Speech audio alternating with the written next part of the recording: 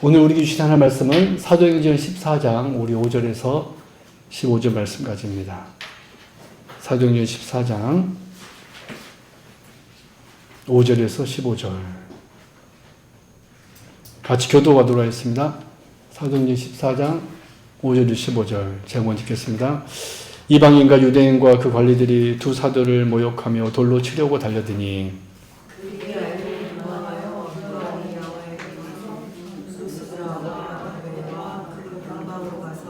거기서 복음을 전하니라.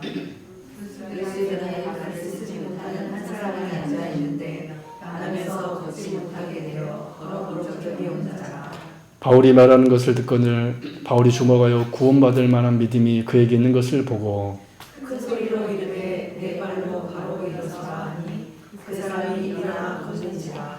우리가 바울이 한 일을 보고 루가오니아 방언으로 소리질러 이르되 신들이 사람의 형상으로 우리 가운데 내려오셨다 하여 바나바는 제우스라 하고 바울은 그 중에 말하는 자이므로 헤르메스라 하더라.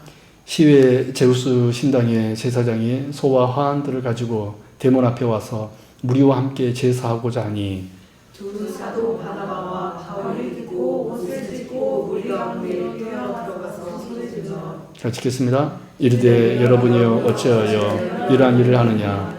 우리도 여러분과 같은 성령을 가진 사람이라.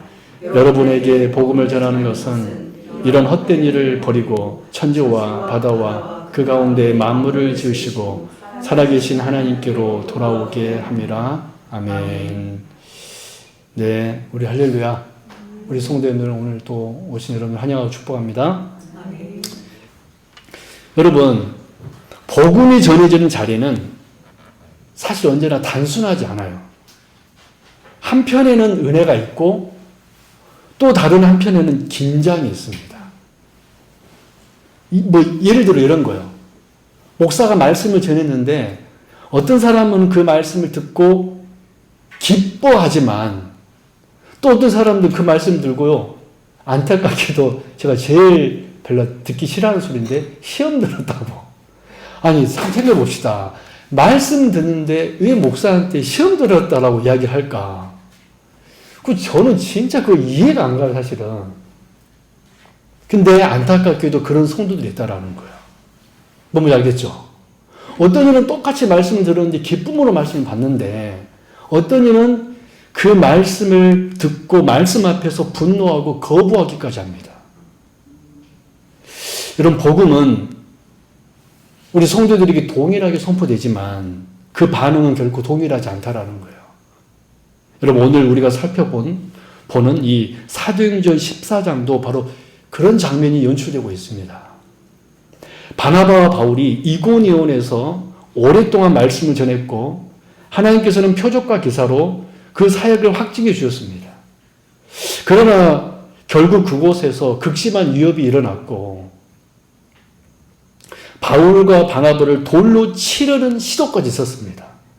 그래서 이고니온에서 어쩔 수 없이 바나바와 바울이 그 상황을 피해서 따라옵니다.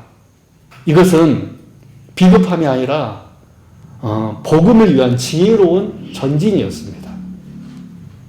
돌로 치려고 했을 때 그 돌에 맞선 것이 아니라 이 이고니온에서는 바나바와 바울이 그들을 돌로 치려고 하니까 어떻게 했다고요? 빨리 피했다라는 거예요. 이거는 비겁함이 아니라 복음 전파의 진전이었다라는 것이죠.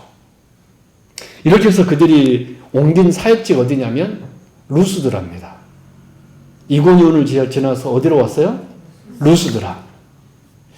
그곳에서 사도 바울과 바나바는 누구를 만나게 되냐면 나면서부터 안진뱅이를 만나게 돼요.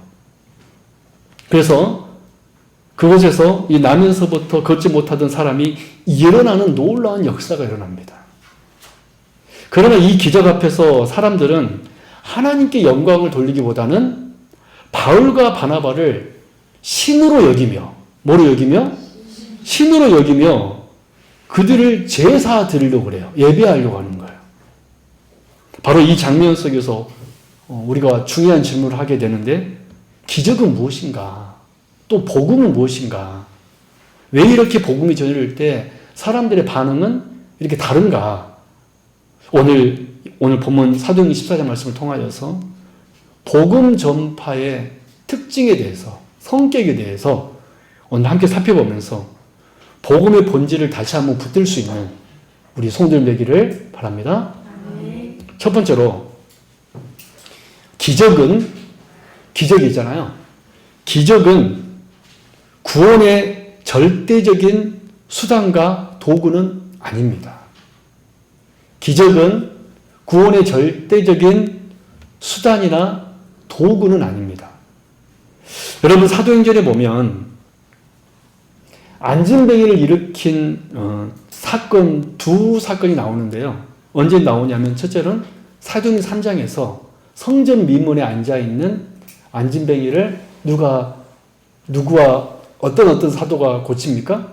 사도 베드로와 요한이. 나는 응가 그는 내게 없거니와 내게 있는 예수 그리스도를 명하니 이르노니 일어나 걸으라. 그 사건. 이 사도행전 3장에서 바로 성전 미문에 앉아있었던 구걸하던 그 안진뱅이를 고친 사건이 나옵니다. 그리고 오늘 본문 사건이 바로 또 안진뱅이 일으키는 두 번째 사건이에요. 그렇다면 사도행전은 왜 이 두 사건을 기록했을까요? 사도행전 3장에서도 기록하고 또 오늘 사도행전 14장에서도 기록하고 있습니다. 왜 이 안진뱅이가 일어난 사건을 기록했을까요? 그것은 바로 이 안진뱅이가 일어난 사건은 단순한 기적이 아니기 때문에 그렇습니다. 우리 이사야 35장 5절 6절 말씀 같이 보겠습니다. 같이 읽습니다. 시작. 그때에 맹인의 눈이 밝을 것이며 못 듣는 사람의 귀가 열릴 것이며 그때에 저는 자는 사슴같이 뛸 것이며 말 못하는 자의 혀는 노래하리니 이는 광야에서 물이 솟겠고 사막에서 시내가 흐를 것임이라. 아멘. 그렇습니다. 이 이사야 35장의 예언에 의하면 소경이 눈을 뜨고 기머거리가 듣고 저는 자가 일어나는 기적은, 또 말 못하는 자가 말하는 기적은 어떤 기적인 것 같습니까? 메시아의 기적이에요. 이 네 가지 기적은 특별히 어떤 기적입니까? 메시아의 기적입니다. 메시아가 임했을 때, 그리스도가 임했을 때, 즉 하나님 나라가 임했을 때 일어나는 표적이 뭐냐면 맹인이 보게 되고 또 귀가 안 들린 사람이 귀가 들리고 또 저는 자가 일어나기 뛰게 될 것이고 또 말 못하는 자가 노래하는 기적이 누가 임했을 때 일어나는 기적이에요? 메시아가 임했을 때 일어나는 기적. 그래서 이 네 가지 기적은 특별히 메시아의 기적입니다. 하나님 나라 아무나 행할 수 있는 기적이 아니에요. 메시아가 임했을 때 일어나는 역사가 바로 이 역사인 것입니다. 그래서 사도행전 2장에 보면 오순절 성령 사건 이후에 뭐가 세워졌습니까? 교회가 세워져요. 오순절 성령 강림 이후에 뭐가 세워집니까? 교회가 세워졌는데 이 교회가 세워지고 난 후, 이 사도행전 2장에서 교회가 세워지고 난 후 일어난 첫 번째 기적이 뭐냐면 사도행전 3장에 무슨 기적이에요? 안진뱅이가 일어나는 기적. 왜 그랬을까요? 교회가 세워진 다음에 첫 번째 일어난 기적이 안진뱅이가 일어난 사건입니다. 그러면 이 말이 의미가 무엇이겠습니까? 예수님께서 이미 승천하셨습니다. 믿습니까? 예수님께서 이미 승천하셨지만 이 땅에, 그 땅에 여전히 예수님께서 역사하고 계시다는 것을 결정적으로 보여주는 사건이 무슨 사건이었다는 거죠? 안진뱅이가 일어난 사건. 예수님께서 이 사건은 오직 메시아만이 할 수 있는 기적이에요. 근데 그럼에도 예수님께서 승천하셨음에도 불구하고 이 메시아의 기적이 사도행전 3장에서 일어났다는 것은 예수님께서 승천하셨지만 그 땅에 누가 역사하고 계시다는 것이죠? 메시아가. 베드로와 요한이 능력이 아니라, 그래서 이 베드로와 요한은 누구 이름으로 역사했습니까? 나사렛 예수 그리스도 이름으로. 할렐루야. 여러분 이해하셨습니까? 그러므로 사도행전 3장에 기록된 안진뱅이 사건은 이사야의 예언대로 단순한 기적의 사건이 아니라 메시아의 왕국, 하나님 나라가 이미 도래에 있음을, 메시아 예수 그리스도가 지금 함께하고 있다는 것을 교회가 시작했는데 함께하고 있다는 사실을 이 기적을 통하여서 보여줬다는 거예요. 이런 의미를 볼 때 오늘 이 사도행전 10장에서 이 안진뱅이가 또 일어난 사건은 어떤 의미일까요? 똑같지 않겠습니까? 똑같습니다. 이 루스드라는 이방 땅이잖아요. 근데 성전 미물은 유대인 그 예루살렘이잖아요. 그 예루살렘에 하나님 나라가 임했다라고 선포했던 기적이 그 사도행전 3장에서 안진뱅이가 이런 사건이라면 이 사도행전 14장 이 루스드라 이방 땅이잖아요. 이방 땅에서 안진뱅이 일어났다는 것은 이방 땅에도 누가 함께한다는 의미입니까? 메시아가 함께한다는 의미인 것입니다. 할렐루야. 그래서 이 사건은요, 오늘 이 사도행전 14장 안진뱅이가 이런 사건은 엄청난 사건인 거예요. 우리는 그냥 볼 때, 참 놀라운 기적이 일어나는가 보다. 바울과 바나바 대단하네. 이것이 아니라 누가 이 루스드라에서도 역사하신 것입니까? 메시아. 사도행전 3장에서 유대 민족들에게 선포되었던 그 하나님의 나라가 이방 민족에게도 하나님을 전혀 모르는 이들에게도 지금 예수 그리스도께서 역사하고 있다는 것을 오늘 본문은 크게 외치고 있는 것입니다. 그런데 오늘 본문에서 예수 그리스도 메시아의 왕국이 도래함을 알리는 이 놀라운 사건을 지켜본 이 루스드라 성 사람들의 반응이 안타까운 거예요. 볼까요? 어떤 반응인가? 우리 11절, 13절 보십시오. 같이 읽습니다. 시작. 우리가 바울이 한 일을 보고 어떤 일을 본 겁니까? 안진뱅이를 일으킨 일을 본 거예요. 그래서 읽습니다. 시작. 루가오니아 방언으로 소리질러 이르되 신들이 사람의 형상으로 우리 가운데 내려오셨다 하여 바나바는 제우스라 하여 바울은 그 중에 말하는 자이므로 헤르메스라 하더라. 시외 제우스 신당의 제사장이 소와 하완들을 가지고 대문 앞에 와서 무리와 함께 제사하고자 하니. 여러분, 우리가 이 내용을 말씀 읽어봐서 내용을 알겠지만 이 말씀은 바울이 안진뱅이를 일으킨 후 사람들의 반응을 기록한 건데 간단하게 요약하면 이겁니다. 첫째, 신들이 사람의 형상으로 내려오셨다라고 소리를 지르고 있습니다. 신들이 누구 형상으로? 사람의 형상으로 내려오셨다라고 그들이 11절에 소리 지릅니다. 즉 누가 내려온 겁니까? 제우스하고 헤르메스가 내려왔다. 누구 형상으로? 사람의 형상으로. 두 번째, 바나바는 뭐라고 외쳤습니까? 제우스라고. 바울은 뭐라고 했습니까? 헤르메스라고 했습니다. 그리고 세 번째, 제우스 신당의 제사장이 소와 화관을 가지고 와서 두 사도에게 제사를 드리려고 한 거예요. 지금 이런 일이 일어난 겁니다. 여러분 이해하셨죠? 그렇다면 왜 이 루스드라 사람은 바울과 바나바가 안진뱅이를 일으키자 이러한 반응을 했을까요? 왜 지금 바나바를 제우스라 하고 헤르메스라 하면서 숭배하라고 했을까요? 그것은 바로 이때 당시로부터 약 50년 전에 오비디우스라는 사람의 작품이 있었는데 변형이라는 작품이 있었습니다. 그 작품 내용을 한번 읽어볼까요? 기록되어 있죠? 제가 읽어드릴게요. 한번 들어보십시오. 지금 이때 당시 50년 전에 오비디우스라는 사람이 변형이라는 작품을 썼는데 그 작품 안에 이런 내용이 들어있었다고 그래요. 최고신 제우스와 그의 아들 헤르메스는 인간의 모습으로 변장을 하고 부르기아의 산지에 방문했다. 그들은 자맹을 하면서 사람들의 집에 나그네로 묵으려 했으나 수없이 여러 번 거절을 당했다. 그러나 마침내 그들은 지푸라기와 늪에 나는 갈대로 이은 한 초라한 오두막에 묵어갈 수 있게 되었다.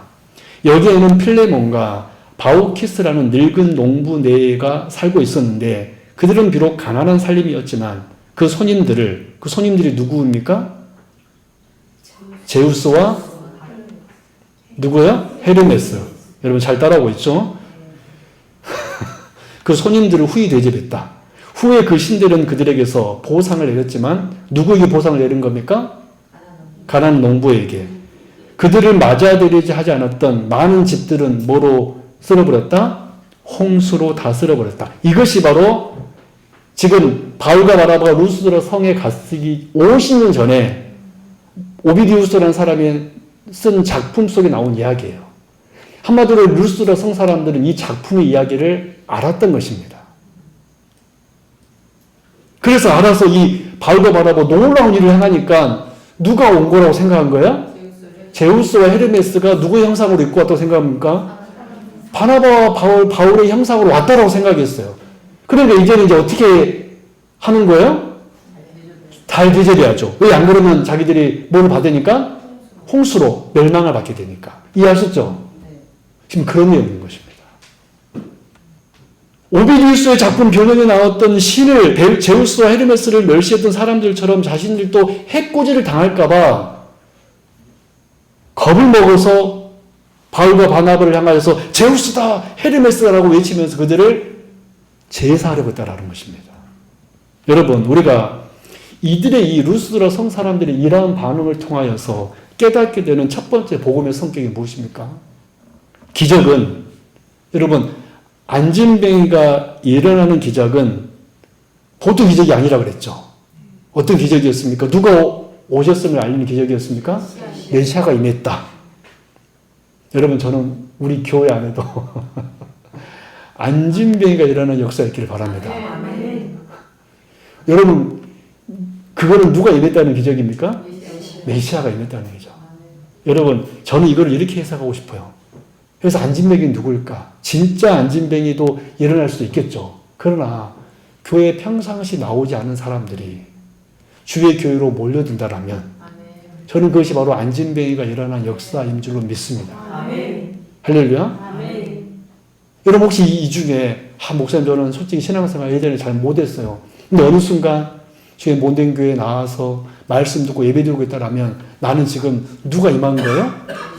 메시아가 임해서 내가 교회로 찾아오지 않았는 내 발걸음이 지금 누구에게로 찾아온 거죠? 하나님께로. 할렐루야. 이 안진뱅이가 일어났건 이런 놀라운 기적인데 그럼에도 불구하고 이 기적을 직접 눈으로 본 당시 루스드라 성 사람들은 오히려 바울과 바나바를 숭배해버린, 여러분, 그래서 우리가 이 사건을 통해 깨닫는 첫 번째 복음적 성격은 기적은요, 놀라운 거지만 절대로 구원의 절대적인 수단과 도구는 아니라는 거예요. 물론 방금 우리가 살펴본 대로 안진뱅이가 일으킨 기적은 메시아 왕국을 선포하는 기적이었음에도 불구하고 이 기적이 있었음에도 불구하고 이 기적으로 인하여서 그들은 구원을 받지 못했다는 것입니다. 여러분, 기적은요, 우리 구원을 위한 절대적인 수단과 도구가 아니에요. 믿습니까? 그런데 안타깝게도 정말 많은 그리스도인들이 뭐를 바라고 있습니까? 기적을 바라고 있어요. 나 기적 보면은 예수 믿을 것 같습니다. 사람들은 이 기적을 보면, 내가 기적을 경험하면 믿음 생활을 잘할 수 있다고 생각을 해요. 정말 그럴까요? 여러분, 우리가 구약 성경을 보잖아요. 홍해가 갈라졌는데 그들은 하나님을 끝까지 찬양하던가요? 여러분, 솔직히 보십시오. 홍해가 갈라지는 기적, 어마무시한 기적 아닙니까? 오늘 홍해 봤는데요, 3일 뒤에 하나님 원망합니다. 여러분, 이해되십니까? 여러분, 기적은요, 절대로 구원의 절대적인 수단이 아닙니다. 이 안진뱅이가 일어난 기적은 메시아가 일어나는 놀라운 기적이었음에도 불구하고 우리는 오늘 이 첫 번째 이 사건을 통하여서 기적은 우리 구원의 절대적인 수단과 도구가 아니다. 이 사실을 꼭 잊지 말기 바랍니다. 기적은요, 불신자의 마음속에 믿음을 창출할 수가 없어요. 오늘 이 시간 우리 첫 번째로 우리가 복음 전파에 복음의 성격을 보고 있잖아요. 그래서 여러분들 기적을 사모하는 우리가 되지 않기를 바랍니다. 두 번째, 그럼 뭐의 능력이 있는가? 하나님 말씀 자체에 복음의 능력이 있습니다. 뭐의 능력이 있어요?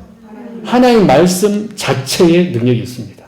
여러분, 그렇다면 이 바울과 바나바를 지금 신으로 생각하고 착각하고 지금 제사로 온 이들을 향하여서 바나바와 바울이 어떻게 했을까요? 메시아 왕국이 선포를 보고서도 제우스와 헤르메스의 강림으로 연상한 이들에게 바울과 바나바는 어떻게 복음을 전했을까요? 여러분 15절 말씀 보십시오. 같이 읽겠습니다. 시작. 이르되 여러분이여 어찌하여 이러한 일을 하느냐. 우리도 여러분과 같은 성정을 가진 사람이라. 여러분에게 복음을 전하는 것은 이런 헛된 일을 버리고 천지와 바다와 그 가운데 만물을 지으시고 살아계신 하나님께로 돌아오게 함이라. 아멘. 놀랍게도 여러분, 바울과 바나바는요, 당시 그들이 잘 아는 제우스와 헤르메스의 방식으로 복음을 전하지 않았습니다. 오히려 바울은 먼저 뭐라고 선포했습니까? 무슨 일을 버려라? 헛된 일을 버려라. 이게 첫 번째 메시지였어요. 뭐를 버려라? 헛된 일을 버려라. 두 번째, 하나님에 대해서 뭐라고 선포했습니까?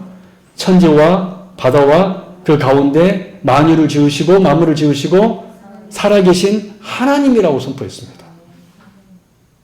여러분, 이 루스드라 사람들이 천지와 바다와 그 가운데 만물을 지으시고 살아계신 하나님을 알까요, 모를까요?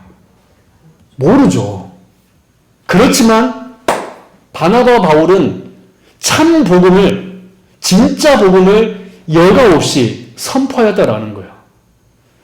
바울과 바나바는 복음을 전혀 알아듣지 못하는 사람들에게요, 순도 100%의 복음을 전하였습니다.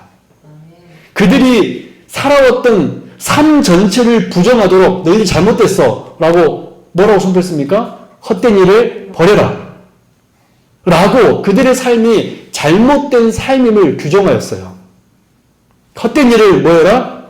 버려라. 그런 다음에 바울과 바나바는 하나님을 정확하게 증거하고 있는데 어떻게 증거했습니까? 천지와 바다와 그 가운데 만물을 지으시고 살아계신 하나님, 즉 하나님은 천지창조 하나님이고 살아계신 하나님이시다 라고 정확하게 그들의 복음을 전합니다.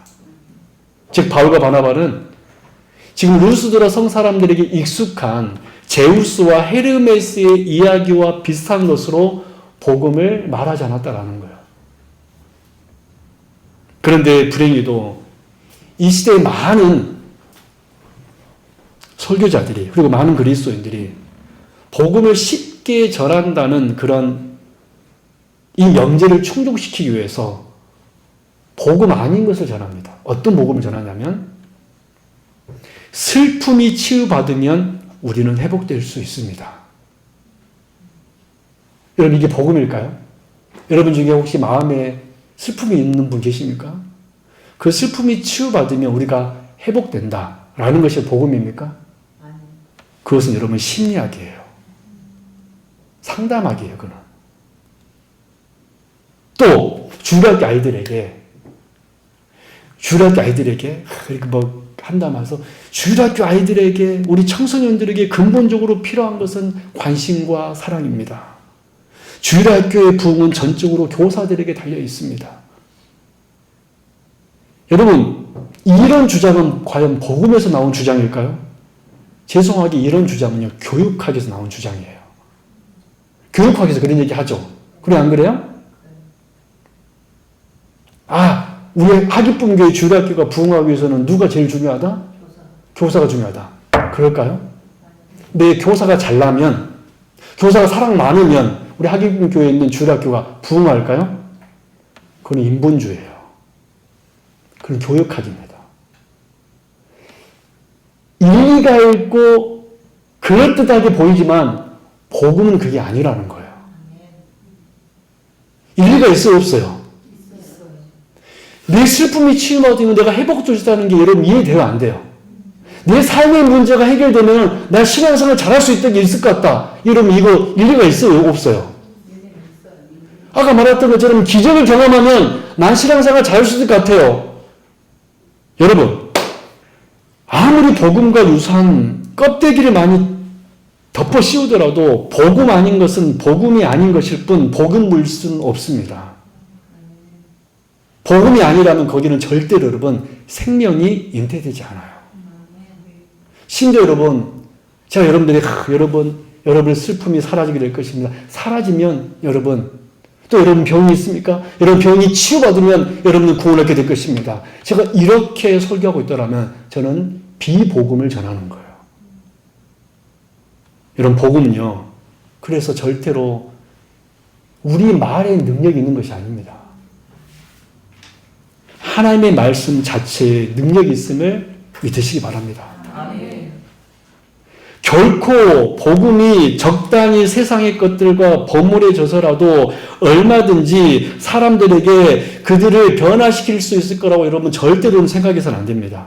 오히려 오늘 사도 바울이 그랬던 것처럼 헛된 일을 버려라. 하나님은 천지를 창조하신 분이시고 지금도 살아 역사하시는 분이시다. 이 선포가 우리를 변화시켜 줄 줄로 믿습니다. 이게 복음이지. 여러분 슬픔이 치유될 것입니다. 여러분 가정의 문제가 해결될 것입니다. 이것을 우리가 의지하고 바라고 구하고 우리가 그렇게 신앙생활을 한다면 그것은 비본질의 복음을 우리는 지금 쫓고 있다는 사실을 기억하기를 바랍니다. 여러분 사도 바울, 바나바 지금 자신을 신으로 생각하고 지금 섬기려고 했던 그들에게 오히려 그들은 두 가지만 선포했다라는 거예요. 헛된 일을 버려라. 여러분 우리에게 얼마나 많은 헛된 일이 있습니까? 그래요 안 그래요? 우리 안에 죄성, 우리 안에 잘못된 습관들. 하나님 복음은요. 우리의 죄를 버리라고 명합니다. 우리의 죄를 버릴 때 그때 회복이 시작될 줄로 믿습니다. 그리고 우리 하나님이 어떤 분이신지를 우리가 알고 깨닫고 고백할 때 그때 여러분 역사가 일어나는 거예요. 여러분 은혜 받기를 원하십니까? 그러면 하나님이 누구신지를 고백하십시오.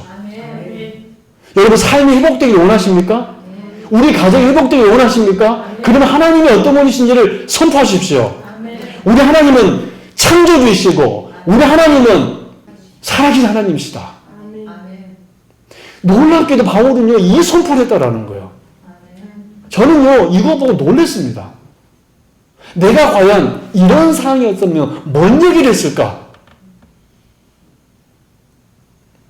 여러분 복음은요 하나님의 말씀 자체에 능력이 있음을 믿으시기 바랍니다.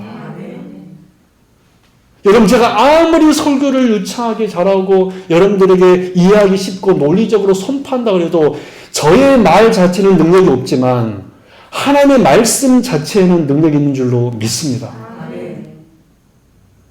여러분 그러므로 우리가 이 사실을 놓쳐서는 안 돼요. 하나님 말씀 자체에 능력이 있다.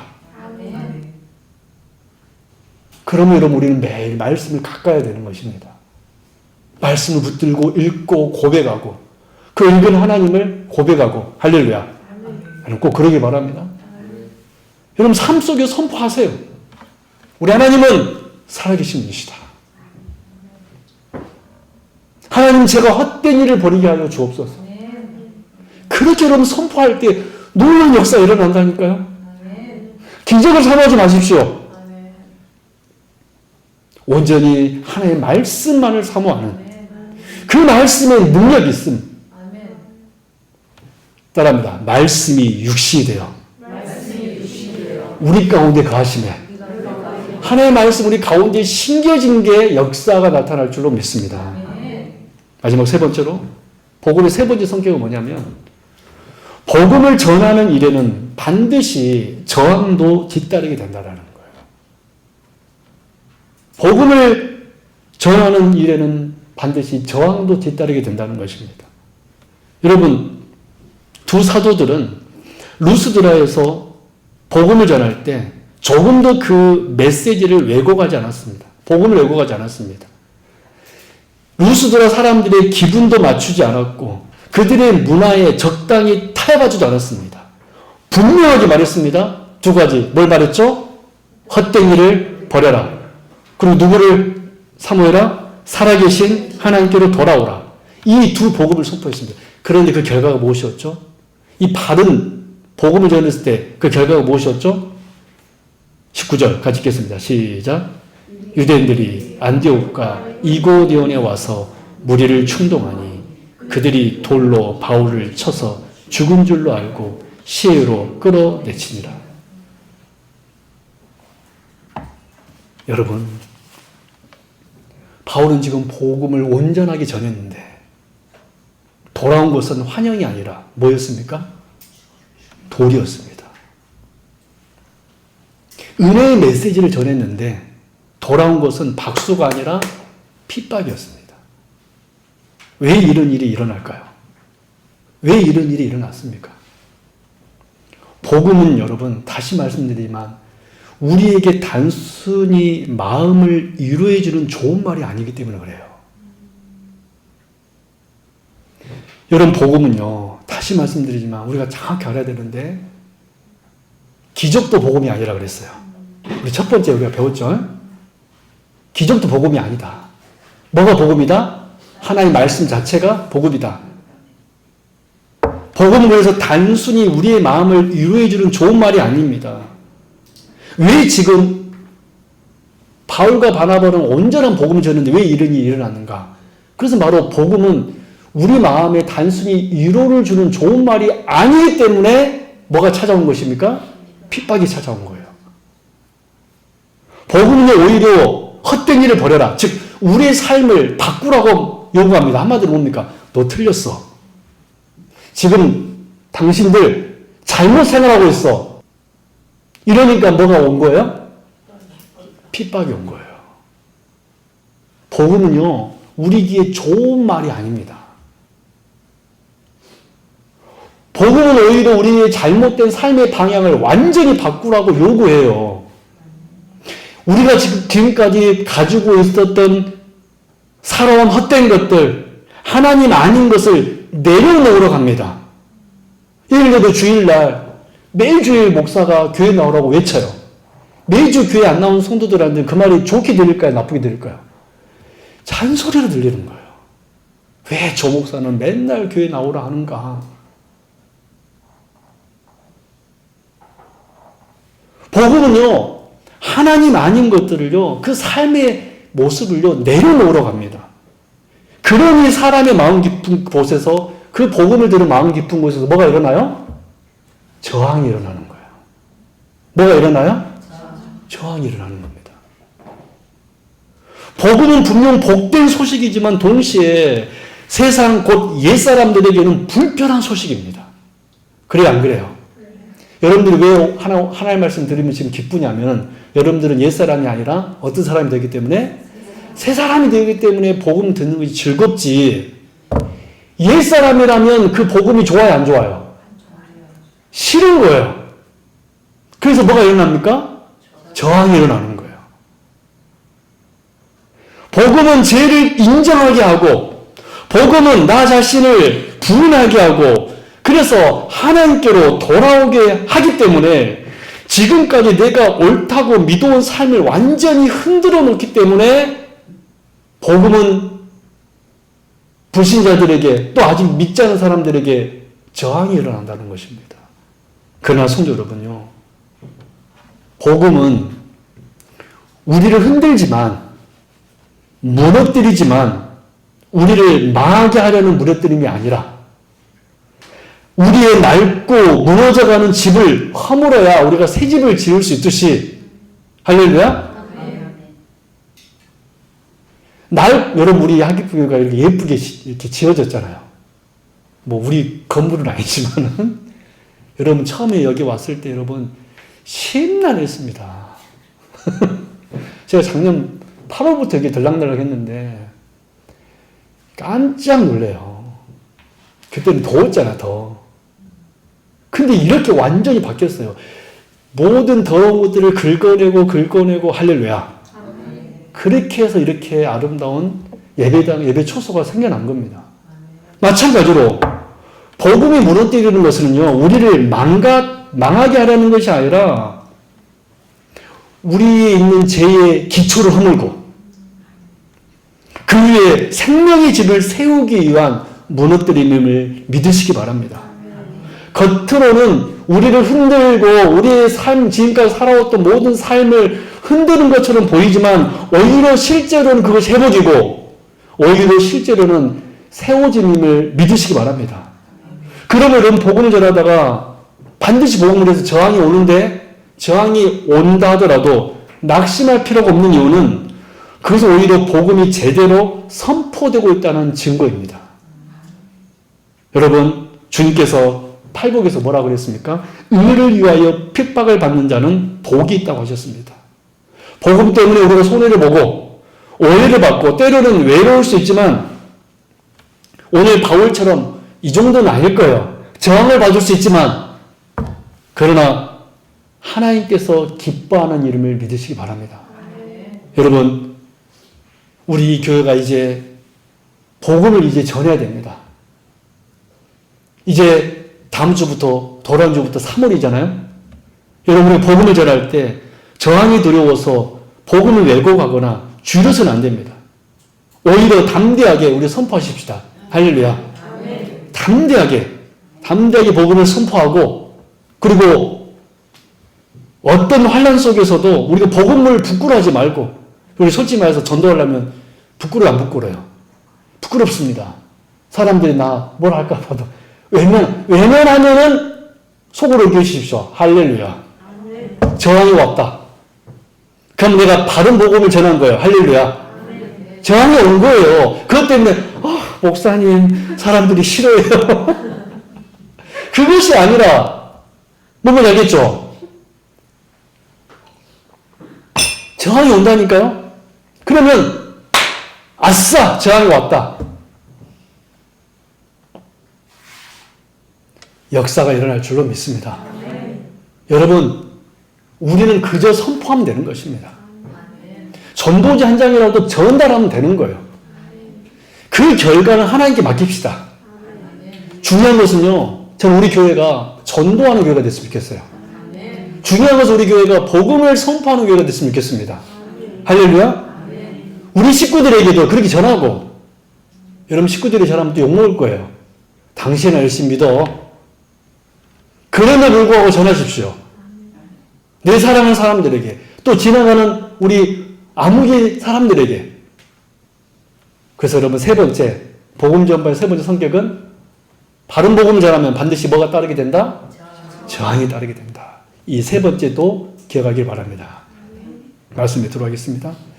우리 사랑하는 성도 여러분, 우리 오늘 루스드라에서 일어난 이 안진뱅이가 일어난 사건을 통하여서 복음 전파의 성격에 대해서 우리가 분명히 알았습니다. 기적은 복음의 본질이 아닙니다. 저는 우리 교회 안에도요, 아픈 사람이 치료받고 건강해지기를 원합니다. 물질이 어려운 분이 있는 해결되기를 원합니다. 그러나 그것이 우리 신앙생활의 본질이 되어서는 안 돼요. 그걸로 우리가 변화될 수 없습니다. 기적은요, 복음의 본질이 아니에요. 하나님은 때로는 그걸 통해서 역사하시지만 그게 본질이 아니라는 거예요. 본질이 무엇입니까? 하나님의 말씀 자체에 복음의 능력이 있음을 믿으시기 바랍니다. 말씀 자체에 복음의 능력이 있는 거예요.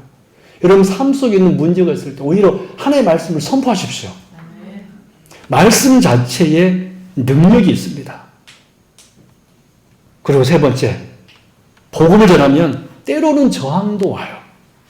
여러분, 복음은 단순한 위로의 메시지가 아니라 회개를 요구하는 하나님의 선포이기 때문에 그래요. 너무 알겠죠? 복음은 단순한 위로의 메시지가 아니라 우리를 흔들어 깨워서 바로 우리를 세우기 위한 이기 때문에 흔들기 때문에 그 흔듦을 싫어하는 많은 사람이 있기 때문에 저항도 옵니다. 그러나 그 저항은 우리의 복음이 실패했다는 증거가 아니라 오히려 제대로 선포했다는 표지임을 믿으시기 바랍니다. 그래서 여러분, 우리 학기분 교회는요, 앞으로 기적을 구하는 교회가 아니라 하나님의 말씀을 더 붙드는 교회가 되기를 바랍니다. 사람의 반응을 두려워하는 교회가 아니라 하나님의 진리를 담대히 선포하는 교회가 될 수 있기를 바랍니다. 환난을 피하려는 교회가 아니라 하나님의 나라를 위하여 환난을 감당하는 교회, 그런 교회가 되기를 바랍니다. 바라기는 우리가 이 복음의 이 분명한 성격을 붙들고 하나님 나라를 바라보며 흔들리지 않는 믿음으로 복음 증거하는 주의 거룩한 백성 될 수 있기를 주님의 이름으로 축원합니다. 기도하겠습니다. 하나님 아버지 감사합니다. 오늘 우리가 루스드라 사건을 통하여서 복음이 무엇인지를 다시 한번 알게 되었습니다. 하나님 말씀 자체에 복음이 있음을 믿습니다. 우리 성도님들 이 사실을 깨닫고 기적이 아니라 더 말씀을 붙들고 담대하게 복음을 전할 수 있는 우리 믿음의 사람들 다 되게 하여 주옵소서. 우리 성도님들 끝까지 하나님 나라를 바라보며 흔들리지 않는 믿음으로 말씀을 듣고 배우고 우리가 또 복음을 전하는 주의 거룩한 백성을 다 되게 하여 주옵소서. 감사드리며 거룩하신 예수 그리스도 이름으로 간절히 기도드립나이다. 아멘.